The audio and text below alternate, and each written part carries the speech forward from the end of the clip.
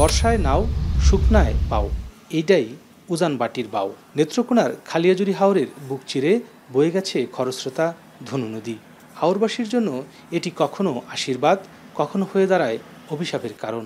তবুও নদী জলে ঘা ভাসিয়ে আদিকাল থেকে সমকাল অতিক্রম করে নদী পারের মানুষ। ভাষায় জীবন ও জীবিকার নাও, ঘাট ঘিরে বাড়ে ব্যস্ততা। পরন্ত বিকেল, কিশোরগঞ্জ থেকে রসুলপুর ঘাটে ভিড়েছে ধান বোঝাই লঞ্চ। খালাসকর্মে ব্যস্ত একদল মজুর। আমিষের চাহিদা মেটাতে জাল পেতে বসে আছে জেলেপল্লীর কোনো এক জলদাস। তবে আগের মতো কথা কয় না নদী। জল ঢেউয়ে ভাটা পড়ে, নাব্য সংকটে এখন মৃতপ্রায়, হারিয়েছে ঘাটের জৌলুসও। নদী বড় হয়ে গেছে, পানিও কম নদীর মধ্যে। চালের দর বাড়তি, সব মালামালের দর বাড়তি। আমরা তো রুজির হারে আর মালের ধরে গিয়ে আমরা চলার কষ্ট হয়। শুকনো মৌসুমে সমৃদ্ধির বার্তা আনে হাওর। দৃষ্টি জুড়ে সোনালী ধানের ক্ষেত, দিগন্ত হয়ে ওঠে অপরূপ সৌন্দর্যের লীলাভূমি। এই সৌন্দর্যের পেছনে কাজ করে একদল শস্যশিল্পী। আদতে তারাই একটু একটু করে বাংলাদেশকে গড়ে তুলছে চতুরঙ্গ মাত্রায়। সোনার বাংলাকে তুলে ধরছে অনন্য উচ্চতায়। যদিও জিডিপি কিংবা বাজেটের মতো জটিল তত্ত্বে কখনোই তাদের দৃষ্টি ফেরে না। গাণিতিক মারপ্যাচের হিসেবেও তারা বড়ই আনাড়ি। ফলে প্রাচুর্যের দেয়ালে ডিঙানোর উচ্চবিলাসও তাদের আচ্ছন্ন করে না।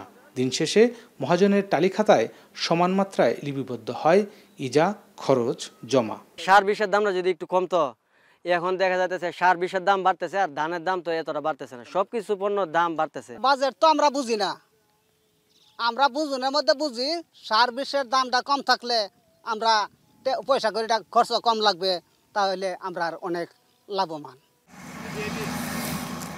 একসময় হাওরে শুরু হয় ধান কাটা উৎসব। সেদ্ধ মারাই চলছে সমান তালে। কুলা থেকে ঝরে পড়ছে সোনালী ধান। প্রস্তুত হচ্ছে মধ্যস্বত্বভোগী আর সিন্ডিকেটের বলয়। বাজারে 11 থেকে 1200 টাকা মন ধান বিক্রি হলেও মাঠ পর্যায়ে বিক্রি দর মাত্র 7 থেকে 800 টাকা। চলমান এই দরচিত্রে উৎপাদন খরচ ওঠাতেই হিমশিম অবস্থা কৃষকের। এ অবস্থায় দুয়ারে তাদের করানারে 2024-25 অর্থবছরের বাজেট। প্রচণ্ড খরতাপ, কালবৈশাখী ঝড় এবং বৃষ্টি মাথায় নিয়ে পুরোদস্তর ধান কাটায় ব্যস্ত নেত্রকোনার হাওর অঞ্চলের কৃষকরা। যদিও নিরাপদে এবার তাদের ধান ঘরে তুলতে পারলেও ধানের দাম নিয়ে বেশ শঙ্কায় তারা।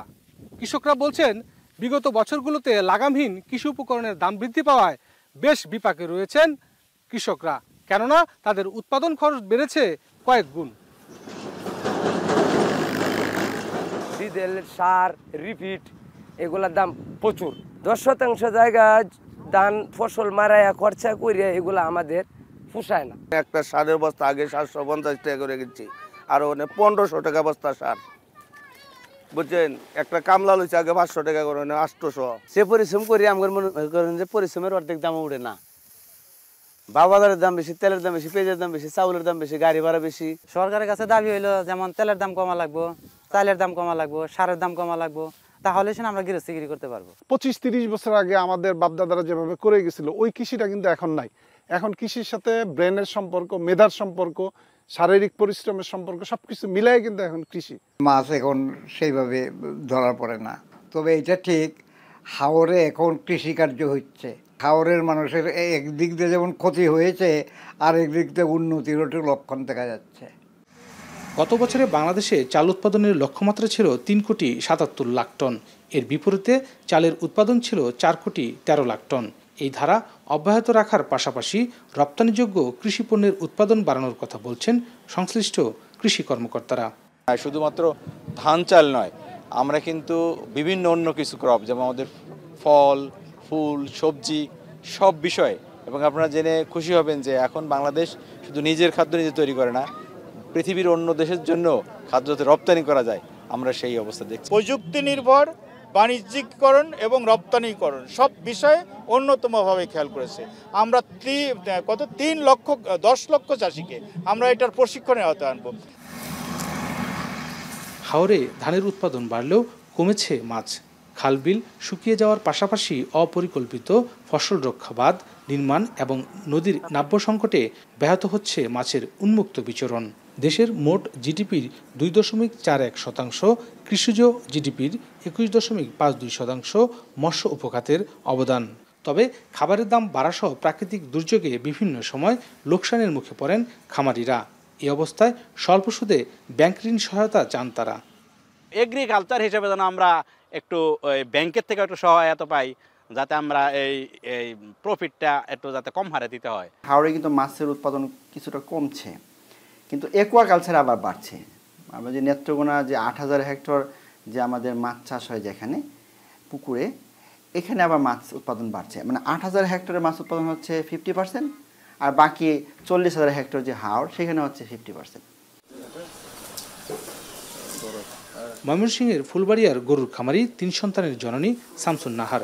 15 বছর ধরে খামার করছেন তিনি। একটি গরু দিয়ে শুরু করলেও এখন গরু 6টি। পশুখাদ্যের দাম বৃদ্ধি, চিকিৎসা ব্যয়সহ আনুষঙ্গিক খরচ বাড়ায় গত 2 বছরে খামার থেকে তাকে কমিয়ে ফেলতে হয় আরও 5টি গরু।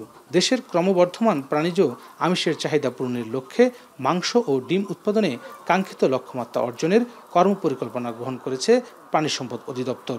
অনেকটা খাদ্যের দাম বাড়তি, ভুসির দর বাড়তি, তার ওষুধ গরু অসুখ রোগ বৃদ্ধি বেশি, ওষুধের দাম বাড়তি, ডাক্তারের খরচ বাড়তি।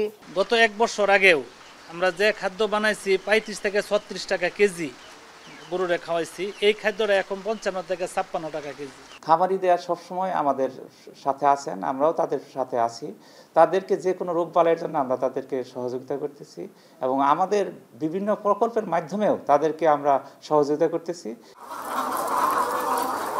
দেশের বৃহত্তর রপ্তানি খাত পোশাক শিল্পের পরেই সবচেয়ে বেশি কর্মসংস্থান হয়েছে পোল্ট্রি শিল্পে, যেখানে দেশের প্রান্তিক পর্যায়ে 60 লাখ মানুষ সরাসরি কর্মসংস্থানের সুযোগ পাচ্ছে এই শিল্প খাতে। মূলত 2000 সালেই এই শিল্পের ব্যাপক বিকাশ ঘটে। তখন ক্ষুদ্র মাঝারি খামারির সংখ্যা ছিল 1,48,000। করোনা সহ নানান প্রতিবন্ধকতার মুখে পড়ে 2024 সালে খামারের সংখ্যা দাঁড়ায় প্রায় 60,000।